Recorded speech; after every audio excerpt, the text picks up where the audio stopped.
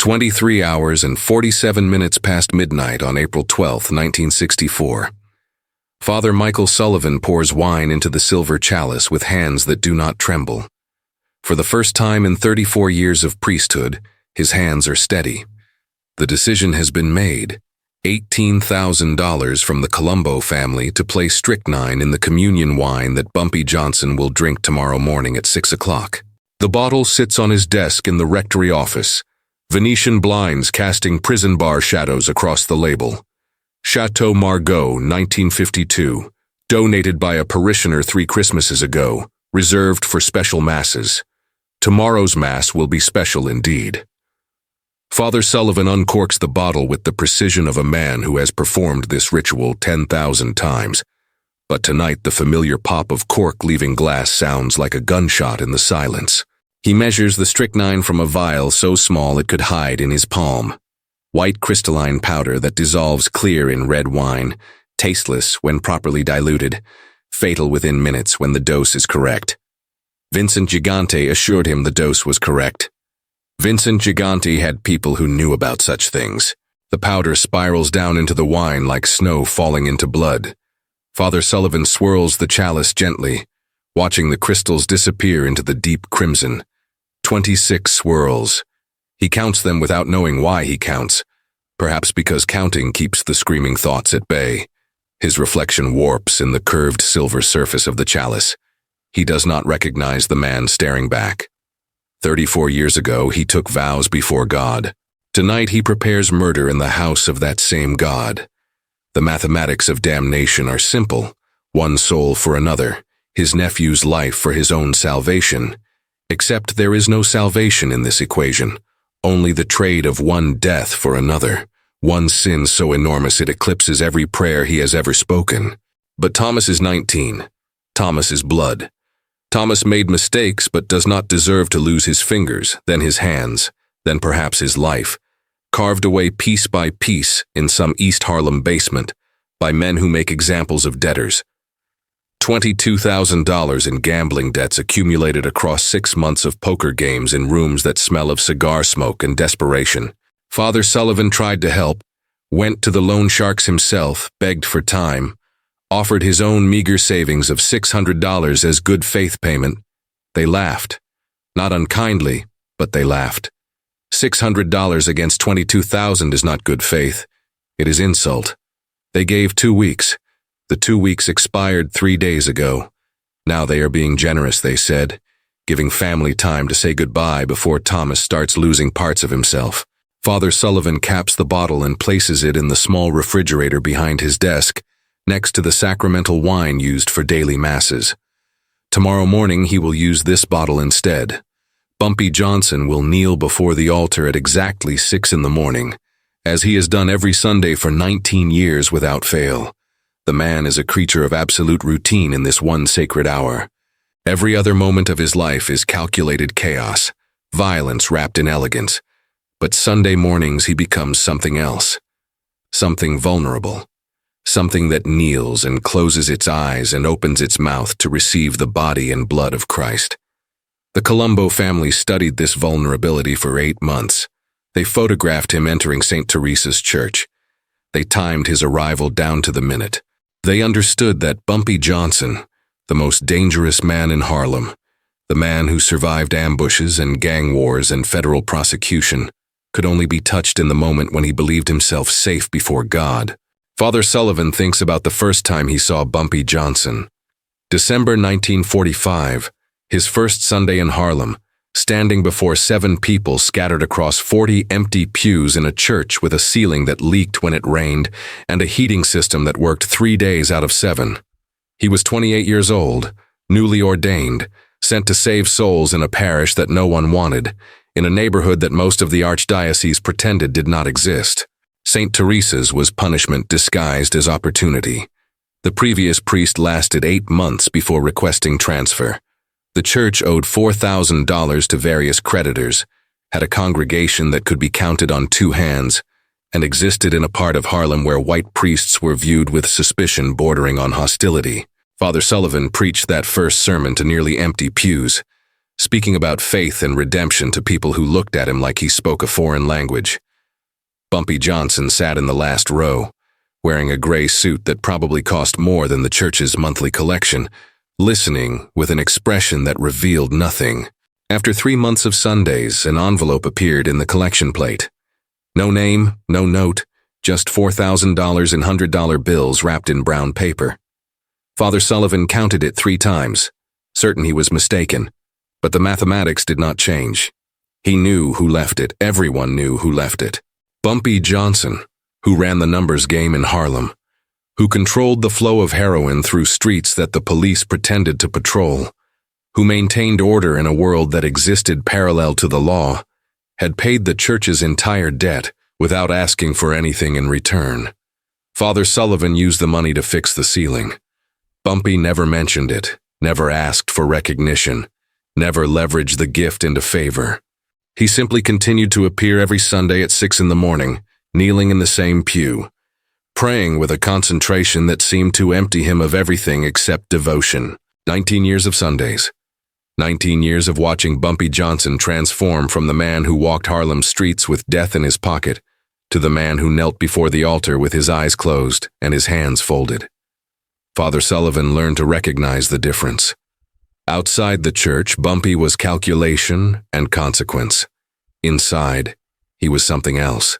Something seeking, though the priest could never determine exactly what Bumpy sought in those early morning prayers. Forgiveness, perhaps. Peace, possibly. Or maybe just an hour where the weight of being Bumpy Johnson could be set down and forgotten. The priest has watched congregants come and go across 19 years.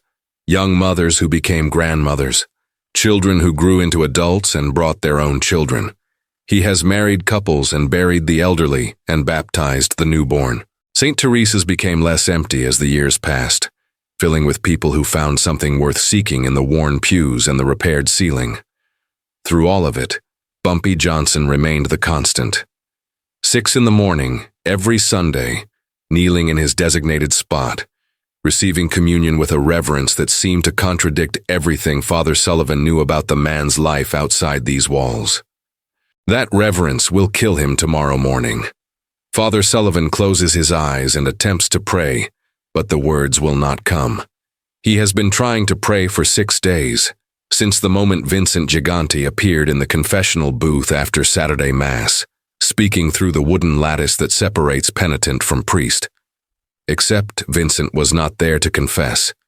He was there to offer a transaction.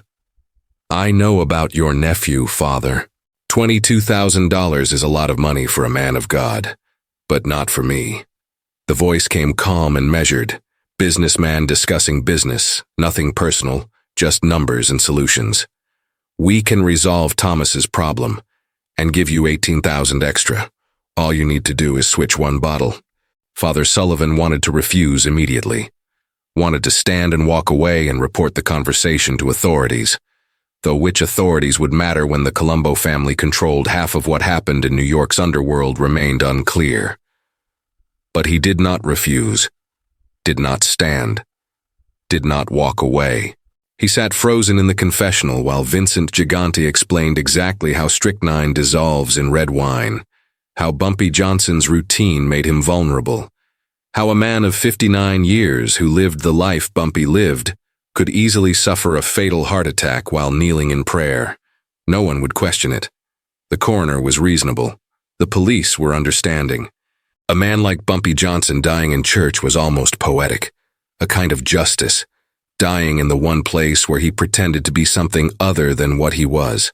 "You are not killing a man, Father," Vincent said through the lattice, voice gentle, almost consoling.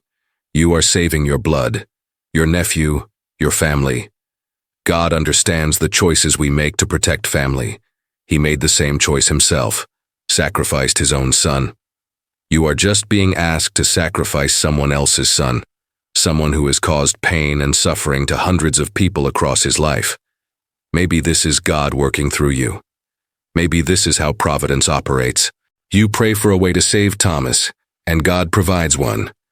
Who are you to refuse divine intervention? A quick pause to ask for your support in our work. If you enjoy the incredible stories of Bumpy Johnson like we do, subscribe to our channel. The theological manipulation was sophisticated. Vincent Gigante understood how to weaponize faith. Father Sullivan sat in darkness on the penitent's side of the confessional, listening to his own damnation being framed as salvation, and he could not find the moral strength to refuse. Thomas was his brother's only child. Thomas was 19 years old. Thomas made terrible choices but deserved the chance to learn from them, to grow beyond them, to become something other than a cautionary tale told in Harlem's gambling dens. The loan sharks would not just kill Thomas. They would make it slow. They would make it instructive. They would make it visible because debt unpaid required public consequence, or else the entire system collapsed. Father Sullivan had seen what happened to people who could not pay. He had performed last rites over bodies that came back broken, piece by piece, lesson by lesson. So he agreed. Hated himself for agreeing, but agreed. Took the vial of strychnine that Vincent passed through the confessional lattice. Listened to instructions delivered in the same calm tone Vincent probably used to order dinner. Mix it Saturday night. Use the wine intended for Sunday Mass. Bumpy arrives at 6, receives communion at 6:12, kneels to pray, and within 5 minutes the strychnine reaches his heart. Cardiac arrest, fast and final. The priest calls emergency services, performs last rites while Bumpy dies on the church floor. Tragic, but these things happen. Violent lives end violently sometimes, even in churches, especially in churches. Maybe that is the point. Maybe God calls his wandering children home when they are closest to him.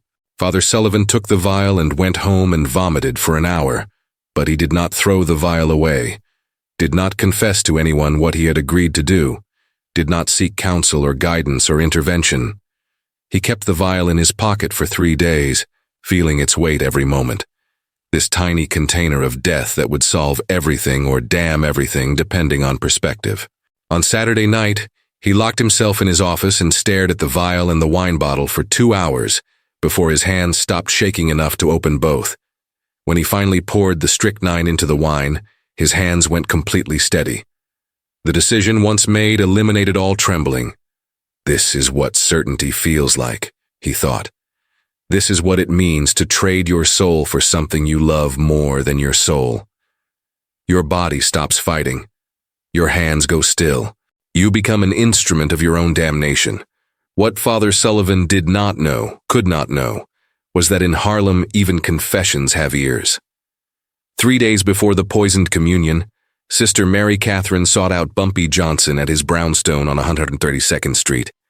The nun appeared at his door at 7 in the evening, unusual enough that Bumpy's guards were uncertain whether to allow her entry. Bumpy saw her through the window and opened the door himself. Sister Mary Catherine was 72 years old, had worked at St. Teresa's for 40 years, and had never once asked Bumpy Johnson for anything despite knowing exactly who and what he was. Her presence at his home meant something significant had fractured. Father Sullivan has been agitated this week, she said, standing in Bumpy's foyer, refusing the offer to sit. I heard him crying in his office, speaking about impossible choices and the price of souls. He has not been himself. I do not know what troubles him, but I know that good men sometimes make terrible decisions when they believe there is no other choice. I thought you should know. I thought someone should know. Bumpy thanked her with a donation for the orphanage that Sister Mary Catherine ran in conjunction with the church. $500 presented in a plain envelope, accepted with a nod that acknowledged the transaction without diminishing its grace. After she left, Bumpy sat in his study for 6 hours, making phone calls and assembling information the way other men assemble puzzles. Piece by piece, the picture emerged. Thomas Sullivan's gambling debts, the loan shark's deadline, the Colombo family's interest in finding vulnerability in Bumpy's routine, Vincent Gigante's movements around Catholic churches in Harlem. By midnight, Bumpy understood what would happen at Sunday Mass. Understood that Father Sullivan, the man who fixed his church's ceiling with gifted money and never asked for anything in return, had been transformed into a weapon. Bumpy made 4 phone calls. First, to a man who knew everything about everybody's family troubles in Harlem, Find out if the priest has family with problems. Gambling, drugs, debts, anything that creates pressure. Second, to a woman who tracked mob movements like meteorologists track storms. Which members of the Colombo family frequent churches? Who has been seen near St. Teresa's recently?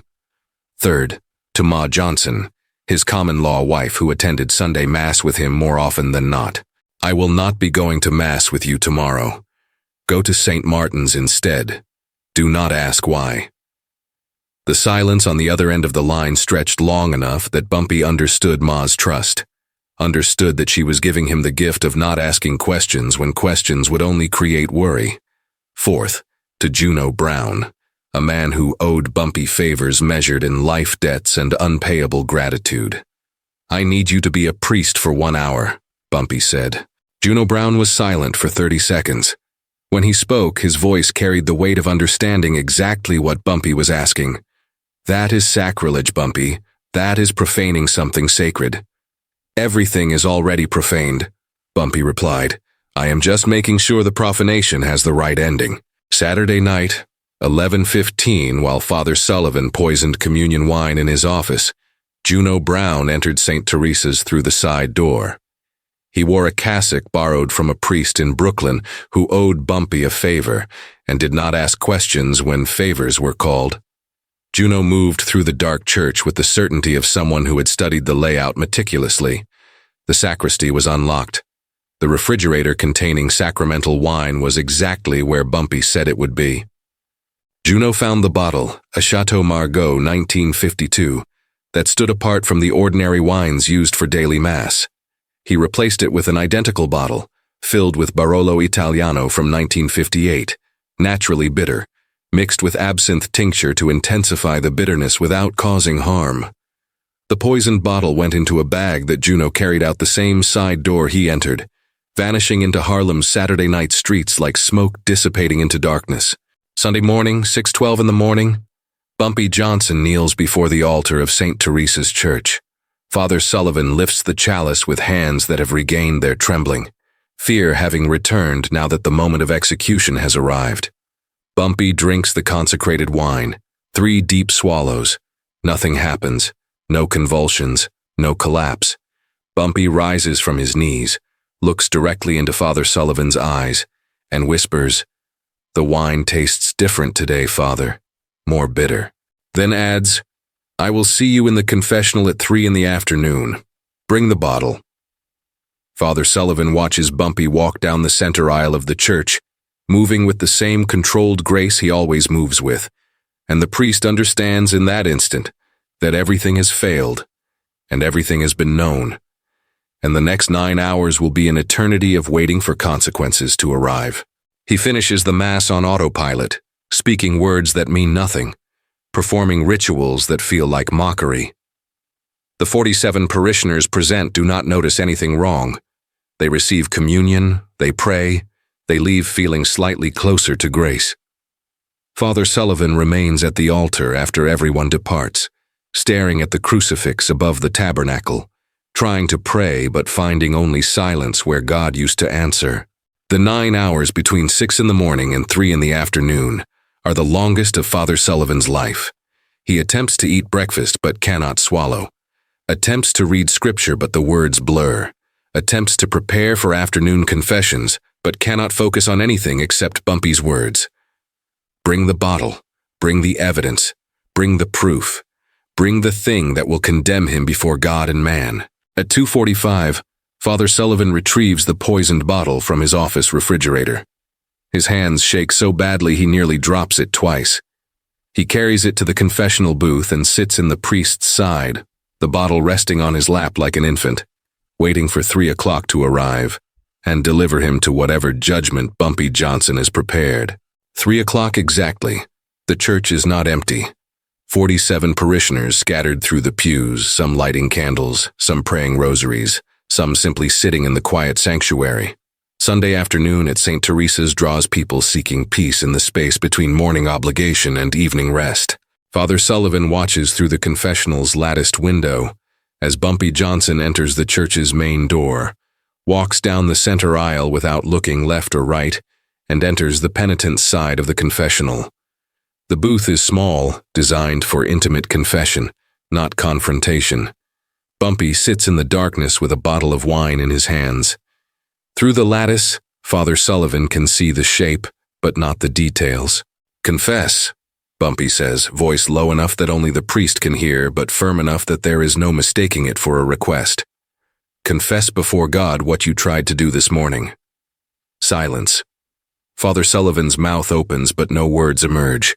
The bottle on his lap feels impossibly heavy. "Confess, or I will make you drink that entire bottle right here, right now." Bumpy pushes his own bottle through the lattice opening between penitent and priest.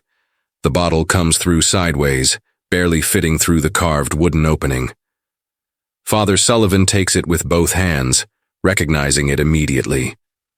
The Chateau Margaux, 1952. The bottle he poisoned. The bottle that was supposed to kill Bumpy Johnson, but has somehow returned to him like a curse, circling back to its origin. I cannot," Father Sullivan whispers. "You consecrated this wine last night, Father. Sacred drink. Surely a man of God is not afraid to drink what he himself blessed." Bumpy's voice carries through the lattice, and through the lattice it carries into the church beyond. The confessional is not soundproof. The 47 people in the church can hear everything if they listen carefully enough, and several are beginning to listen, sensing drama unfolding in the sacred booth designed for privacy. Father Sullivan holds the bottle in hands that shake violently. Every instinct screams to refuse, to run, to do anything except drink the poison he prepared. But Bumpy's presence on the other side of the lattice is absolute. There is no escape from this booth except through whatever Bumpy has designed. The priest raises the bottle to his lips and drinks. The wine tastes intensely bitter. Not the familiar bitterness of tannins, but something chemical and harsh, something that burns slightly going down. Father Sullivan swallows once, twice, forces the liquid past a throat that wants to reject it. "Continue," Bumpy says from the darkness. The priest drinks again and again and again. 750 milliliters of wine consumed across 6 minutes. The priest gulping desperately, waiting for the strychnine to hit his system, waiting for the convulsions and the foam and the death he prepared for another man. He drinks until the bottle is empty, then drops it on the confessional floor where it rolls against his feet. 1 minute passes, 3 minutes, 5 minutes. Father Sullivan's heart hammers in his chest, but not from poison. Just fear, just anticipation of death that does not come. His stomach revolts against the rapid alcohol intake. Nausea building, but no convulsions. No paralysis. No strychnine death. Just the awful bitterness coating his tongue, and the slowly building understanding that he has been made to perform his own execution. Except the execution is theater. A demonstration designed to teach rather than kill. There is no poison, Father. Bumpy stands from the confessional, opening the door on the penitent's side so that his voice carries into the church clearly. The 47 parishioners turn to look. Some had been pretending not to listen. Now there is no pretense. "I switched your bottle 6 days ago. You poisoned wine that I would never drink." Father Sullivan vomits. The wine comes back up mixed with bile and shame, splashing across the confessional floor. He heaves until nothing remains in his stomach except the bitter chemical taste that will not leave. Between retches, he whispers, "Thomas, my nephew owed $22,000. They were going to kill him. Vincent Gigante offered." The words die in his throat, choked by humiliation and alcohol and the complete collapse of everything he thought he was. Bumpy raises his voice so the entire church can hear. Every word calculated for maximum impact, delivered with the precision of a man who understands that public confession is both punishment and pedagogy. The Colombo family put a $40,000 contract on my life. They chose a priest because they knew I lower my guard before God. They wanted to kill me at the altar, in the most sacred moment. They profaned this church. They profaned this man. And they almost succeeded because they used family love as a weapon. The 47 parishioners watch in horrified silence. Several cross themselves. One woman begins crying quietly. This is witnessing, Bumpy understands. This is how lessons are learned and remembered, not through abstract moralizing, but through concrete demonstration of consequence. You leave Harlem tomorrow at dawn. Bumpy continues, speaking directly to the confessional where Father Sullivan remains collapsed on the floor in his own vomit. You never return. You never wear the cassock again. You do not deserve to represent God anymore. Father Sullivan makes a sound that might be protest or agreement, or simply the noise of a man whose identity is being dismantled piece by piece. Bumpy continues speaking, and what he says next makes the priest sob harder. But Thomas Sullivan will have his debt paid. $22,000, cleared by tomorrow noon. He will never know who paid it. And you will live knowing that you sold your soul, and God still had mercy through a sinner. This is the cruelty that exceeds simple death. Bumpy is giving the priest exactly what he wanted, the nephew saved, but transforming the salvation into perpetual condemnation. Thomas lives, the debt disappears, and Father Sullivan spends the rest of his life knowing that he attempted murder to achieve what Bumpy Johnson provided through compassion. The gift becomes the punishment.